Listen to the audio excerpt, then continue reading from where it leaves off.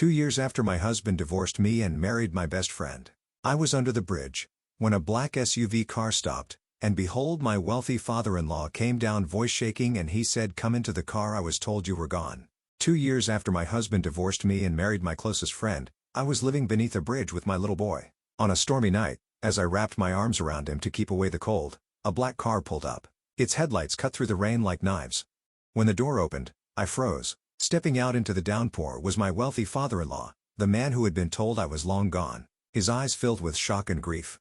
He whispered my name as if he had seen a ghost. "My name is Linda Marshall. For 30 years I was a wife who stayed in the shadows of silence.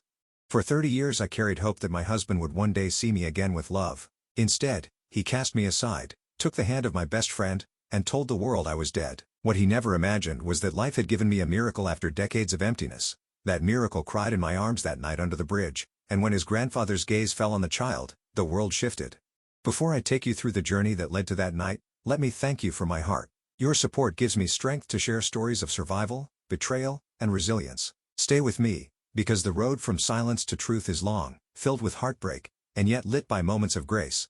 I met David Marshall when I was just 22. He had a charming smile, steady eyes, and the kind of confidence that made you believe life would be secure by his side. I was young, hopeful, and I believed marriage meant forever. For a while it felt like it might. We bought a modest house, painted the kitchen together, planted roses in the yard. I thought we were building a life, a future, a family. But months turned into years, and every year carried the same disappointment. I could not conceive a child. Month after month I visited doctors, swallowed pills, prayed on my knees until they ached. Each time the answer was the same: nothing. At first David told me it was all right. He would pat my hand saying, "Maybe next year, maybe soon."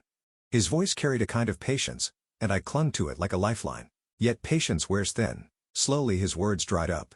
The comfort faded. Instead came silences that cut sharper than any blade. His eyes grew colder. He began coming home late, his shirt carrying faint traces of perfume I did not own. I knew, but I said nothing. I told myself marriage was not about walking away when it hurt.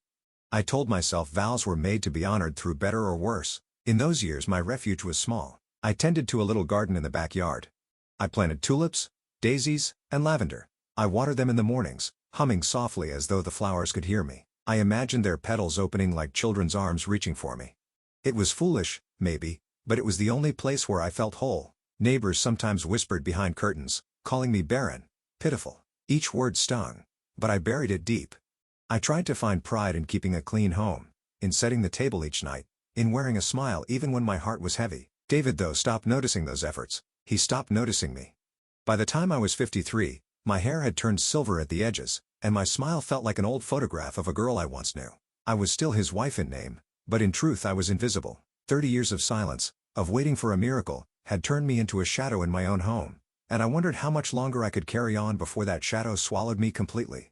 It was an autumn evening when the silence finally broke. I came in from the garden, dirt still under my fingernails, and found David sitting in the living room.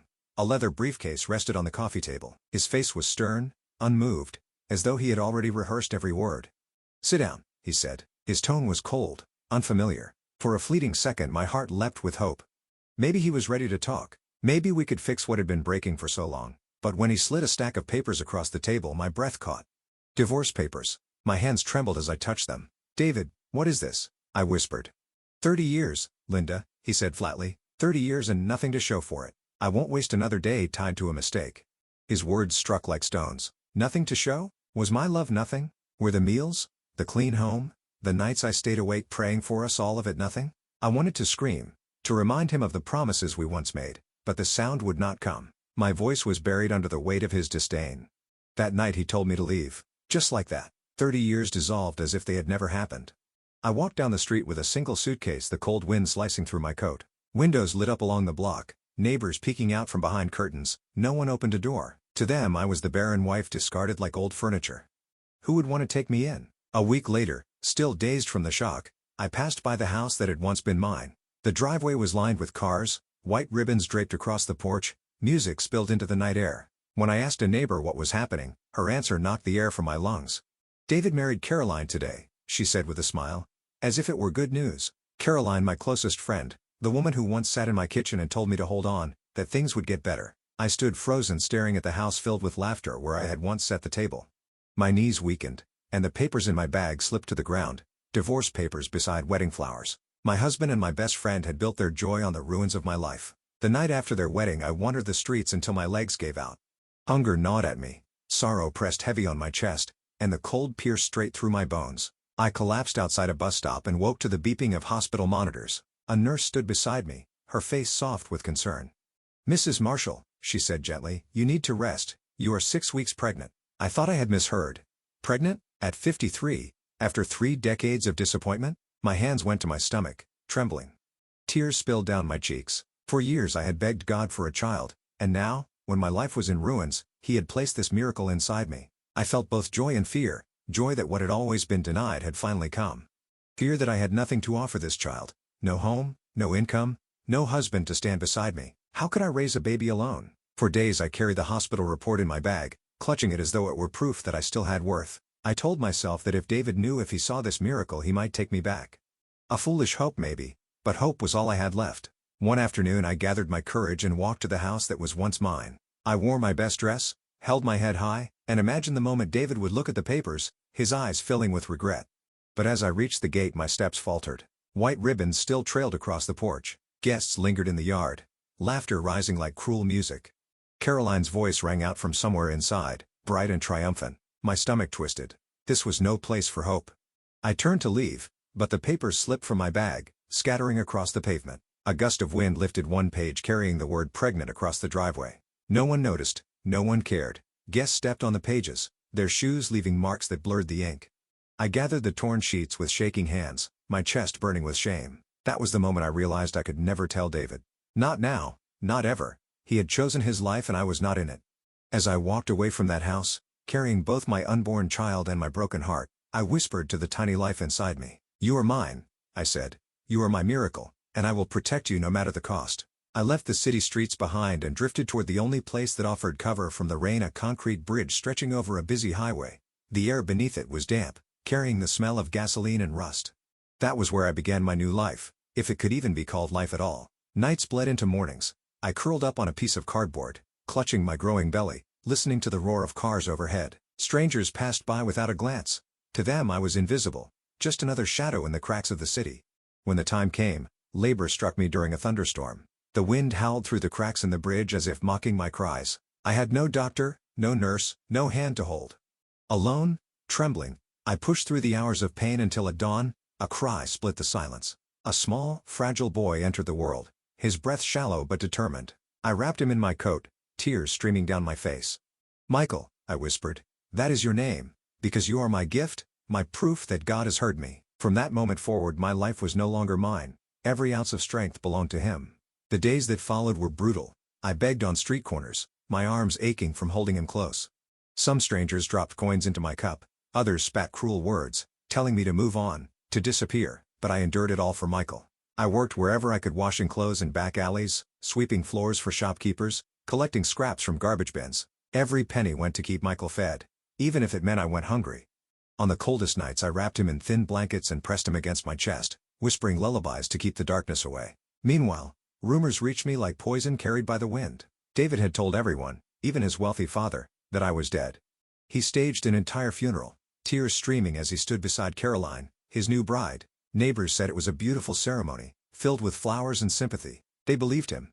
The world mourned me while I lay alive under a bridge, holding our son. The cruelty of it cut deep. He had buried me with lies, erased me from the family and stolen my dignity. Yet, whenever I looked at Michael's tiny face, I found reason to keep breathing.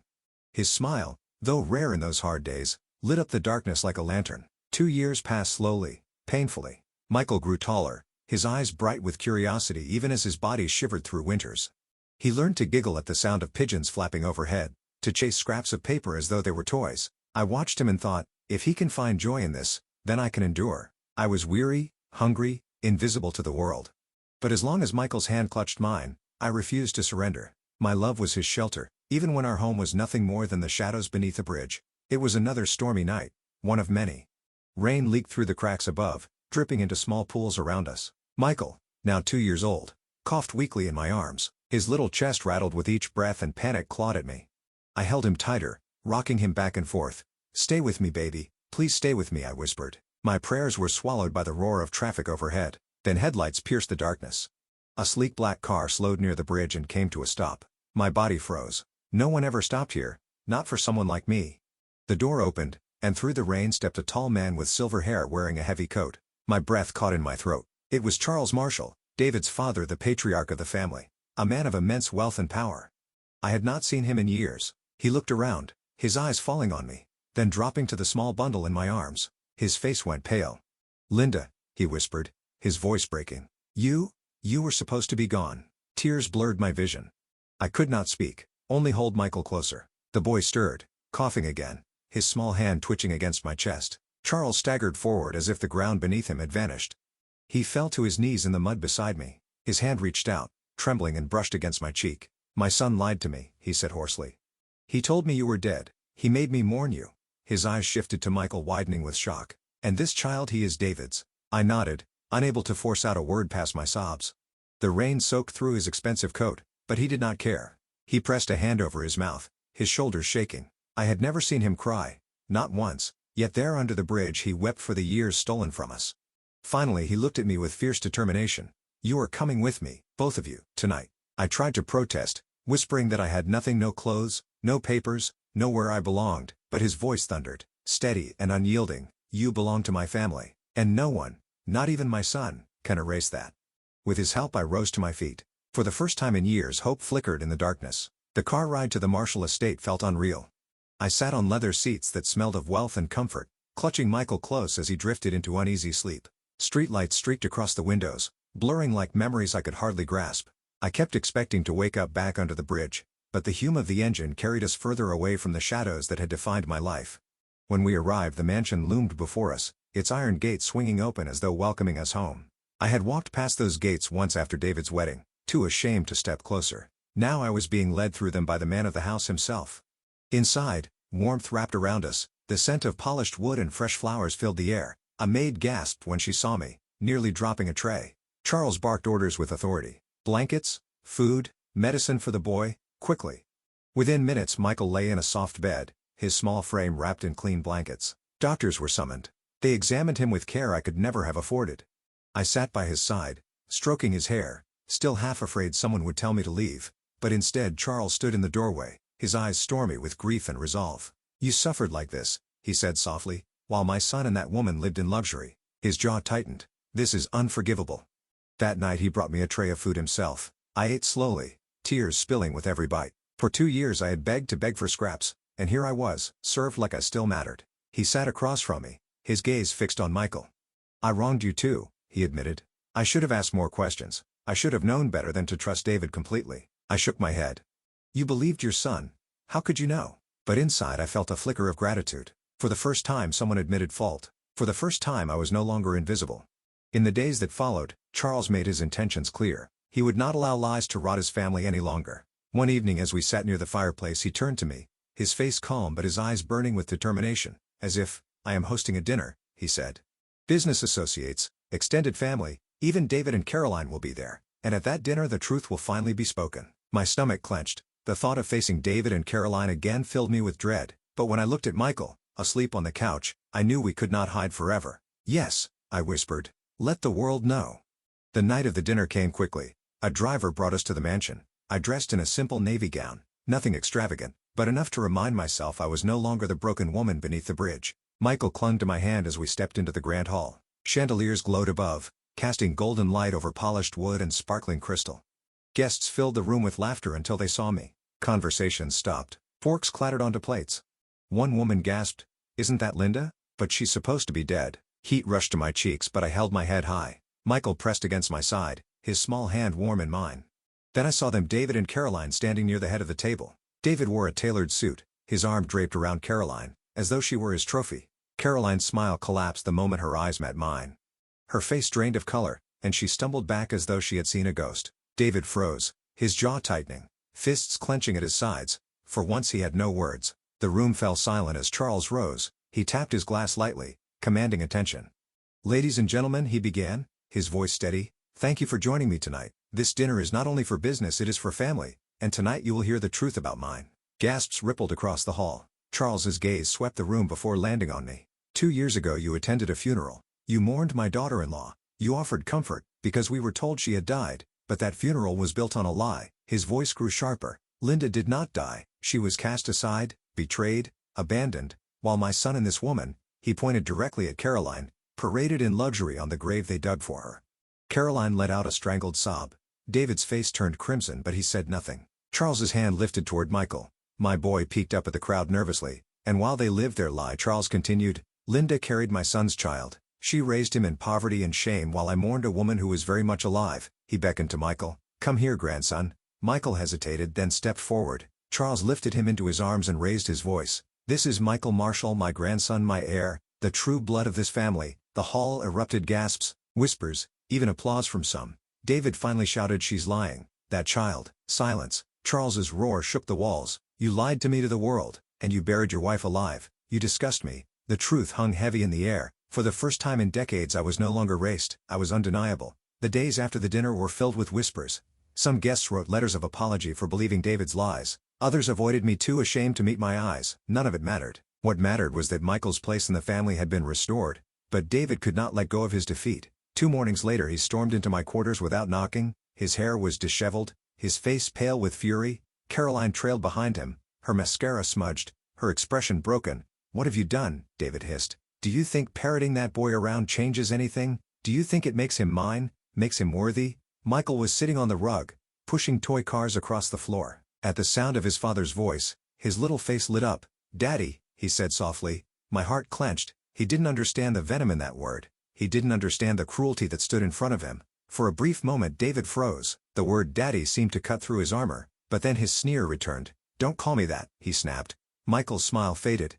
He lowered his head and rolled his toy car in silence. Rage surged inside me. I rose to my feet, my voice steady though my hands trembled. "Get out." "David, you've done enough damage." Caroline stepped forward, her tears falling freely. "Linda, please, we thought you were—" "Don't." I cut her off. "You knew. You both knew what you were doing and you chose it." David's face twisted darker. "Do you think Father will protect you forever? He's old. One day he'll be gone and then everything is mine again. You'll be nothing?" I met his glare head on. "No, David. You lost everything the moment you betrayed me. The son you tried to erase is the very thing you can never destroy." Charles entered the room just as David lunged forward. The strike of his cane against the marble floor thundered through the hall. His voice was sharp cold. "If you touch her, David the First will disown you before the sun sets." David froze, his chest heaving, but Charles's gaze pinned him like steel. "I built this empire," he continued, his tone fierce, "and I will tear it apart before I let you inherit it. From this day forward, everything, every title, every stone, every dollar belongs to Linda and Michael. You are no longer my son.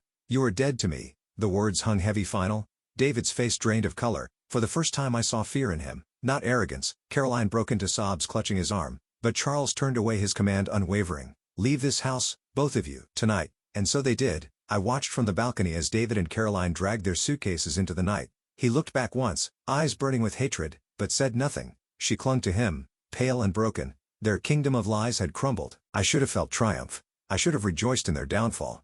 But as I held Michael in my arms, all I felt was sorrow. For decades I had begged for David's love, prayed for even a fragment of kindness, and in the end, all that remained between us was ash. Life inside the estate shifted. Tutors came for Michael, trust funds were prepared in his name, and Charles introduced me to his business partners as the matriarch of the family. The staff, who once whispered cruelly about me, now bowed with respect. Yet at night when the halls grew quiet, I often sat by the window, remembering the years that had been stolen. No amount of justice could return them. Still, when Michael laughed, when he reached for my hand with his small warm fingers, I knew the suffering had not been in vain. He was my reason, my redemption, and the living proof that truth cannot be buried forever. As the years passed, Michael grew tall and kind, the kind of man his father never learned to be. Watching him carry the Marshall name with dignity reminded me that justice does not erase the pain, but it does give strength to stand tall again. If you have ever faced betrayal, remember this: the truth may take years, even decades, but it always rises. And when it does, you must be ready to stand in the light, not as the broken soul left behind, but as the survivor you have become.